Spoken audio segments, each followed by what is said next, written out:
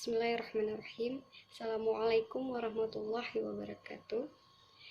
Nama saya Julia Afrita dengan NIM 1920403219.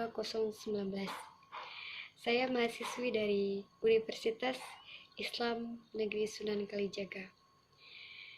Yang saya hormati Bapak Dr. Andes Haji Abdul Mustaqim selaku dosen pengampu mata kuliah Studi Al-Quran dan Hadis Perspektif Pendidikan Islam, yang dimana hari ini saya akan memenuhi tugas mata kuliah saya dan memaparkan makalah dengan beberapa teori, yaitu yang pertama teori relasi gender dalam perspektif Al-Quran, yang kedua nilai-nilai pendidikan dalam surah Luqman, dan yang ketiga kedudukan dan hak-hak anak dalam Al-Quran. Islam merupakan agama yang terakhir dari semua agama yang telah ada dari sebelumnya.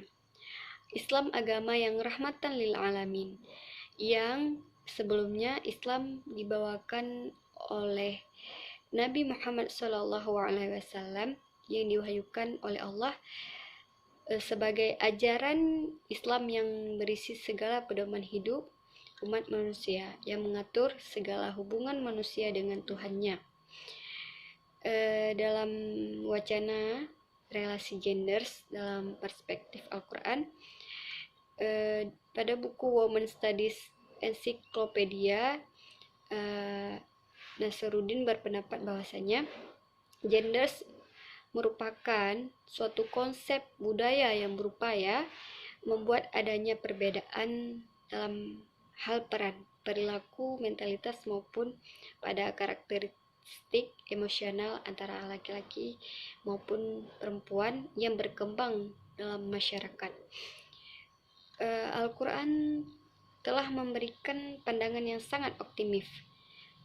Maka manusia adalah sebagai status hamba, tidak adanya perbedaan antara laki-laki maupun perempuan, sebagaimana yang telah dijelaskan di dalam Al-Quran surat Az-Zariyat ayat 56, yang artinya, Aku tidak menciptakan jin dan manusia melainkan agar mereka beribadah kepadaku.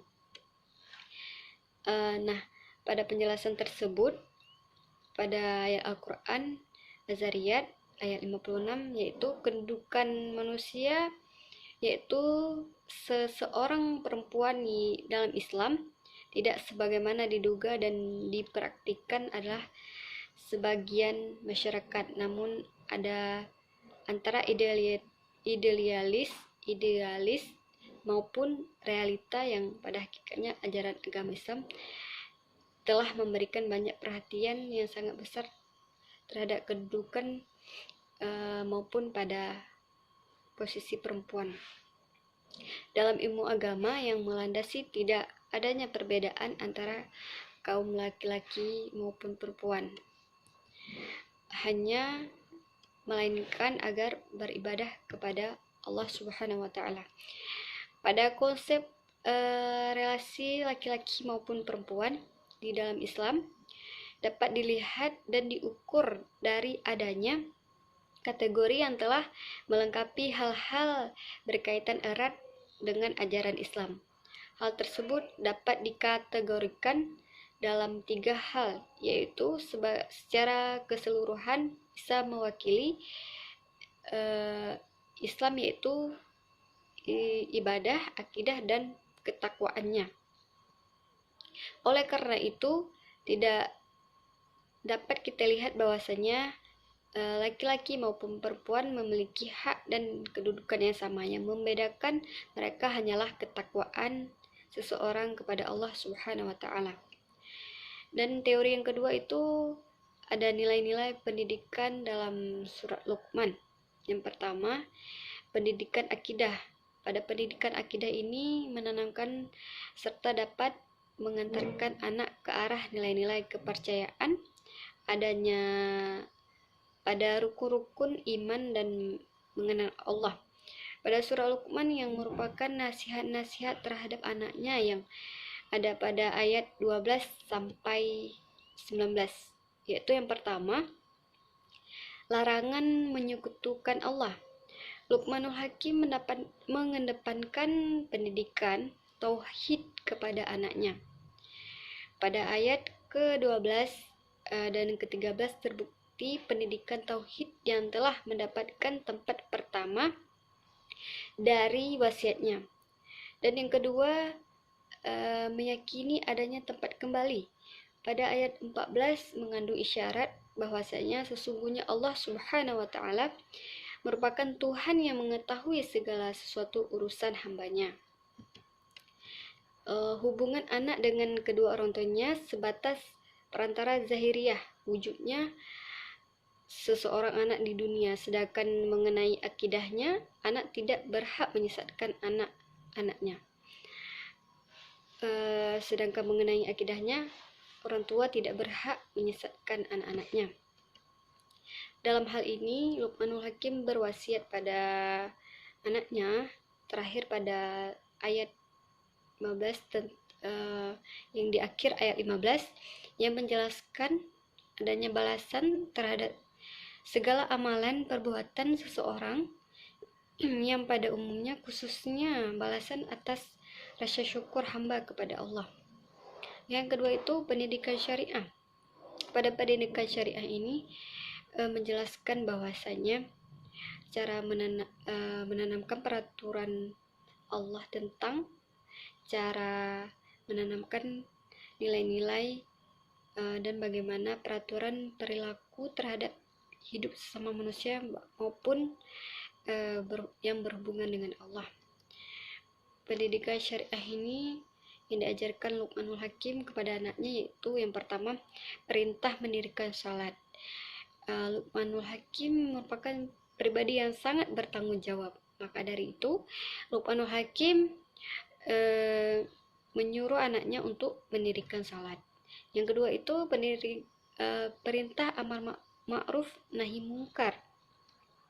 Luqmanul Hakim setelah menyuruh anaknya untuk mendirikan salat, maka pada ayat ke-17 dengan menasihat kepada anak-anaknya untuk berbuat kebaikan serta mencegah kemungkaran pada dirinya. Yang ketiga itu pendidikan akhlak. Yang diajarkan yaitu nilai pendidikan akhlak dalam nasihat Luqmanul Hakim pada ayat ke-12 hingga 19 yang dapat mensyukuri nikmat Allah Subhanahu wa taala yang ia ajarkan kepada anak-anaknya atas segala nikmat serta karunia yang telah diberikan oleh Allah Subhanahu wa taala. Kemudian kedudukan dan hak anak dalam Al-Qur'an. Kedudukan anak dalam Al-Qur'an itu yang pertama, anak sebagai anugerah. Maka dari itu, sebagai orang tua harus mengajarkan hal-hal positif untuk anaknya agar berkah dan bermakna bagi anaknya.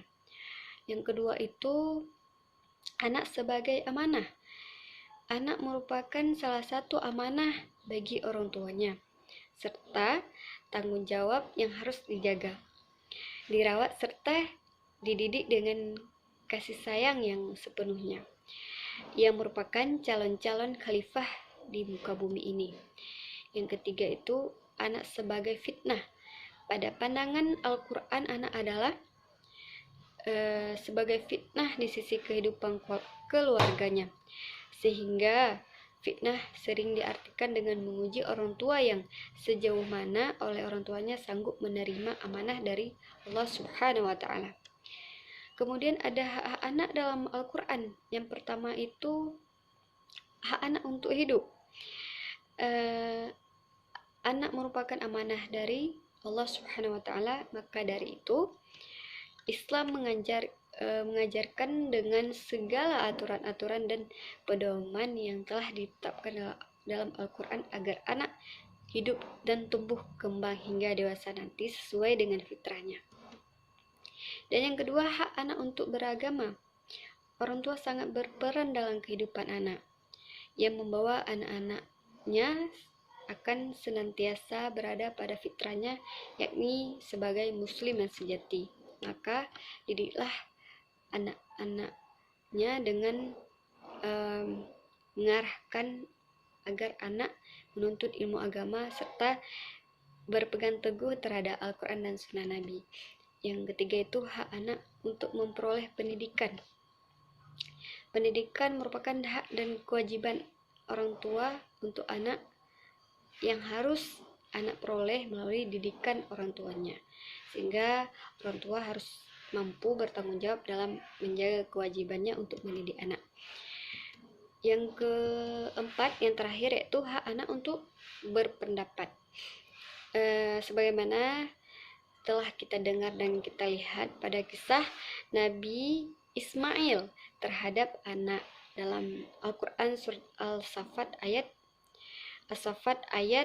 102 sampai 107 yang dimana menceritakan tentang sikap yang demokratis Nabi Ibrahim sebagai ayah terhadap anak-anaknya.